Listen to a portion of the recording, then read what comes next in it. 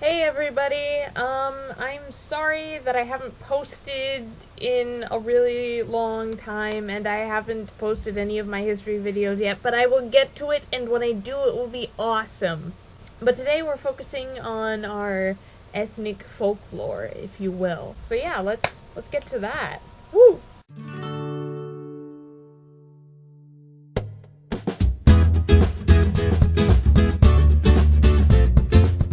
Okay, so first we're going to start off with some of the legendary creatures of American mythology, I suppose, or folklore. I guess would be the better thing. Because we come from so many different places, we get a lot of influences from a lot of different nations. So that's why we have things like zombies. The idea of zombies actually comes from Africa. With the whole voodoo kind of thing. And also with the chupacabra, La Chupacabra. It's a Hispanic tale. But we also have things that are genuinely us. Basically, the source of a lot of our mysterious creatures have been based on sightings kind of thing. Like, kind of like with Nessie over in Scotland, you know? How it was supposed to be like, oh, I got this on picture and camera, and look at this, it had to be real, it had to be. But some of our stuff, it's up in the air. So we have things like Bigfoot, which is supposed to be this giant hairy thing with big feet that often gets photographed. The photographs usually end up being of college kids dressed up in Bigfoot suits, and they try to get their extra bucks where they can. Another really cool myth, I guess, would be some of the Area 51 and Roswell kind of stuff. The basic Roswell thing is sometime during the 50s or 60s, aliens crashed just outside of Roswell, which is a super duper dinky little town in the Southwest. And so what happened there, we don't really know. There might have been a farmer involved in like this sort of ET kind of thing, but the unargued part of the story is that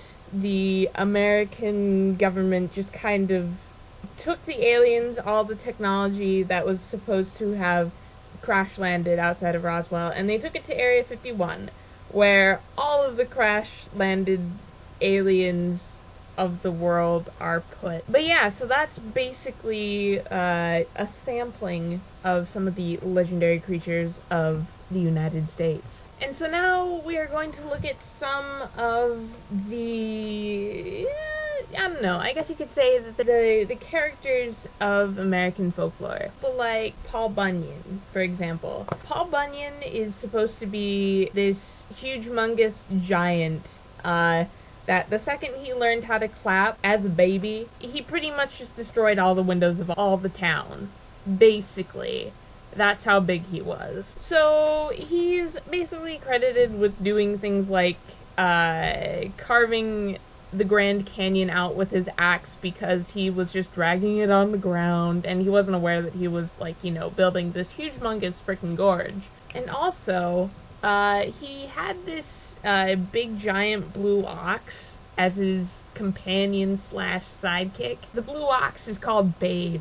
Babe the Blue Ox is important because that is where the Michigan part of things come in. But basically Paul Bunyan was looking for a watering hole for his big giant ox thing. So he basically just made the Great Lakes, and they were the watering hole for Babe. We also have John Henry, who is this African-American guy who was a steel driver back when they were making a transcontinental railroad. A steel driver would be the one who would dig out the tunnels for the railroads to go through. And so John Henry was this big, huge guy, and he was super strong and everything, and he was like the best steel driver ever. However, a challenge came up in that the railroad company that was building the railroads decided to buy a steam-powered hammer. And John Henry was a little bit peeved off by this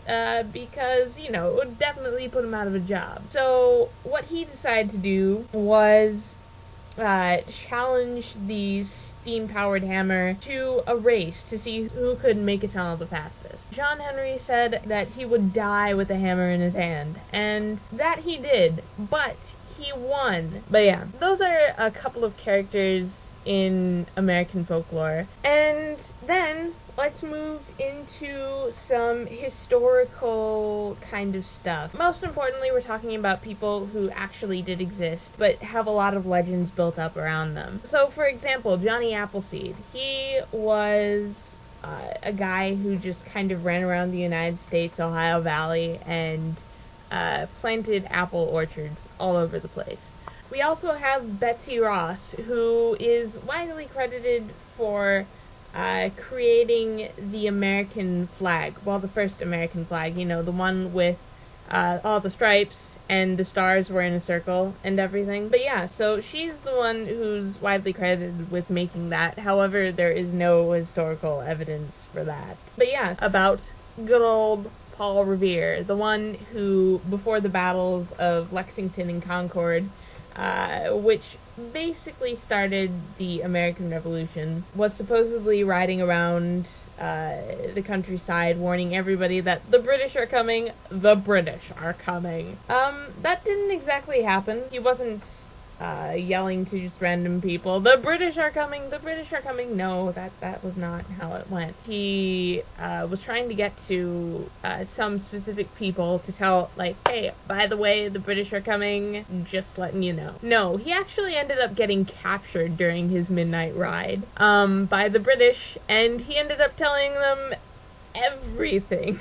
He told the British, hey, by the way, don't go to Lexington because there are a shit ton of American rebels kicking around in those parts, and if you go in there, they're gonna kill you. But they didn't believe him, which is kind of funny because he actually told them the truth of what was going to happen. And so they all go over to Lexington, and there's a warning shot fired.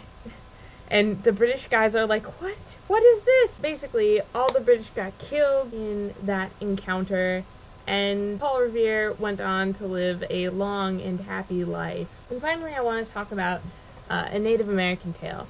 A Native American tale that is very specific to Michigan. It's the story of the Sleeping Bear Dunes. And the Sleeping Bear Dunes, if you don't know, are these sand dunes. The story is that there was a fire on the other side of the lake. And the lake right here would be Lake Michigan. So a mama bear and her two little cubs, and they're like, well, shit, bro, we gotta get out. So they go swimming out into Lake Michigan, and they need to get to the other side. The mama bear reaches the shores where the Sleeping Bear Dunes currently are, and the babies drown on their way there because it's too much for them to handle. So the mama bear just ends up waiting on the dune for ever and ever and ever. So the great spirit of Chippewa mythology just kind of sees this and is like, you know what, we're gonna honor that. And he made the South and North Manitou Islands to commemorate the baby bears that were lost. The Sleeping Bear Dunes are pretty much supposed to be the mama bear, but she's